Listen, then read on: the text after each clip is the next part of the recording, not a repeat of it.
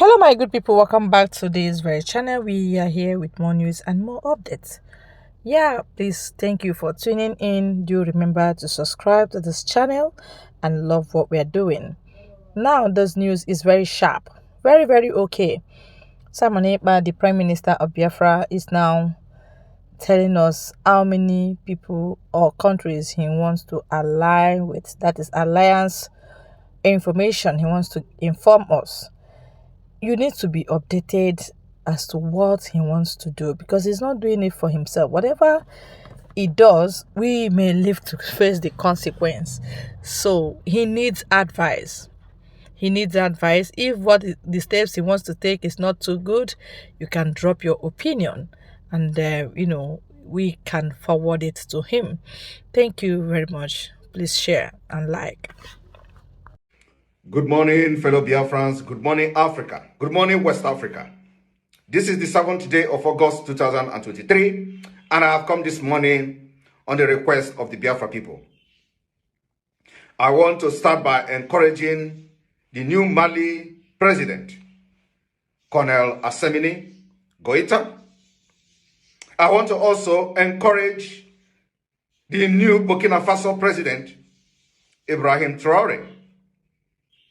And finally, I want to encourage the new Niger Republic President, General Omar Chiani. I want them to understand that the wave of freedom that is now in Africa, especially in West Africa, must continue. We want to let them know this morning that Biafrans are standing very strong behind them. We are fighting the same freedom, both economic freedom and the complete freedom of our people.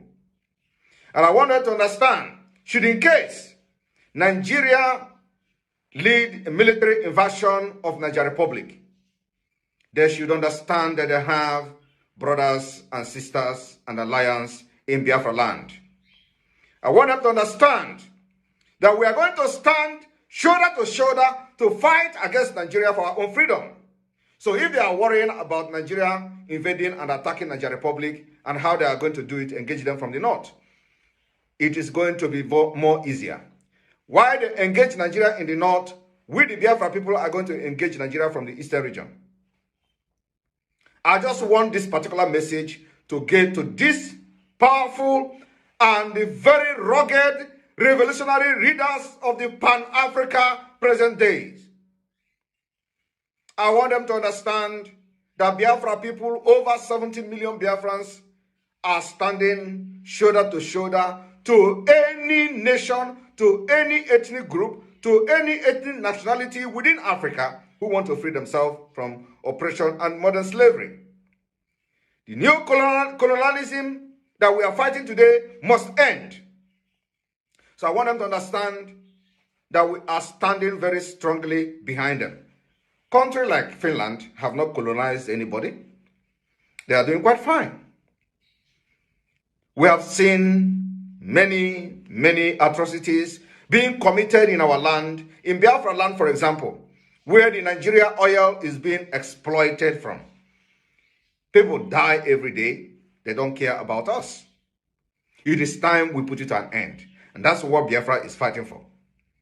So, my fellow brothers and sisters from the other part of the West Africa who have risen up to fight for their own freedom and to liberate themselves from these demonic sucking and blood-sucking demons.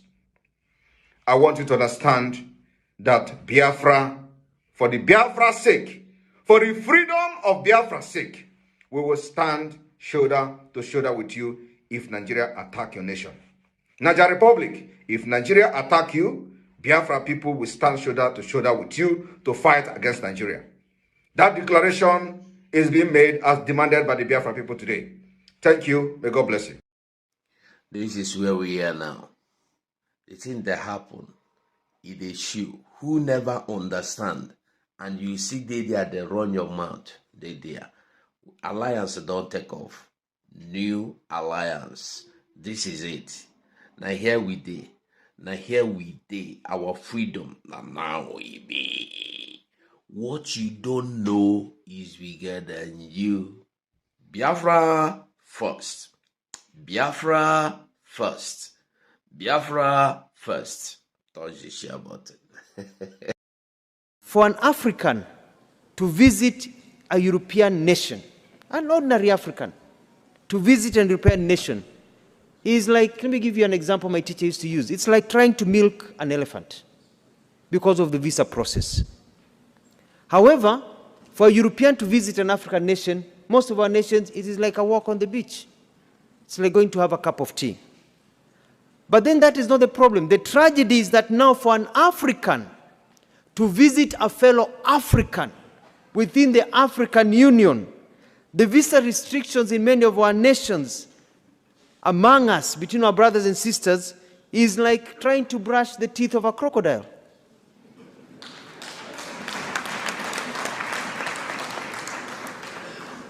They came, divided us, and they have taught us to keep each other from each other. Them, they're mingling with each other and making money and growing, but they have taught us to hate each other.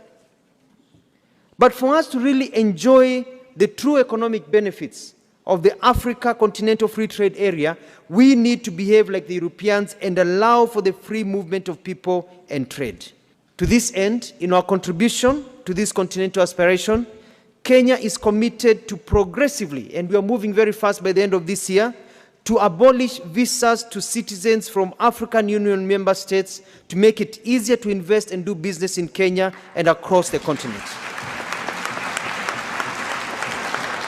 We are going to open the borders of Kenya. We do not fear our fellow Africans. Come, travel to Kenya. Live, do business in Kenya. Trade, make money in Kenya. And we hope we'll get reciprocity with the rest of you. Let us open our continent so that we can make money and live together. Let us remove the shackles of colonialism that are still embedded in our heads and be able to move forward.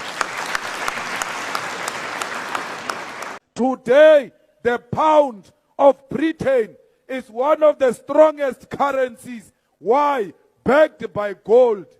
But when you go to Britain, there is no gold mine.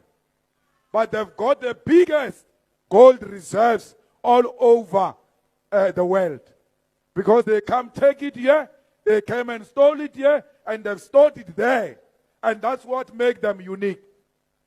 There is no France. There is no France without Africa. The day Africa liberates itself from France, France will collapse as a country. Because France, it is based on everything African. They don't have anything to offer to themselves. They keep on taking from Africa. So please, let's make sure that we plow the idea of African unity. We may not be there when Africa gets one president, but we'll be the ones who have planted that idea amongst our children, and our children will salute us forever. All right, that's the news how I wish Africa would get sense. It's a shameful thing that the world, that the countries that are coming to Africa to take one or two things are greater than Africa.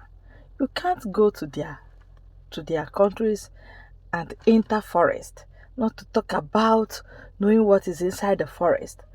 So, but they come, you give them the best place to live, and then before you know it, they will enter the forest.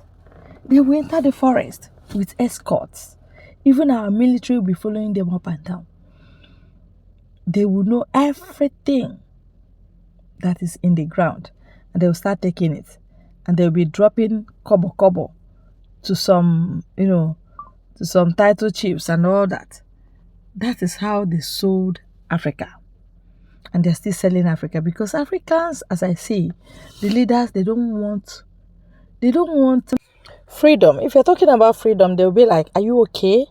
Are we in slavery? But we have everything we want. But that everything we want that we have is in their pocket. So how long are they going to be deceiving our people? The problem the Africans have is their leaders. They are the ones signing all these ones. They are the ones keeping quiet.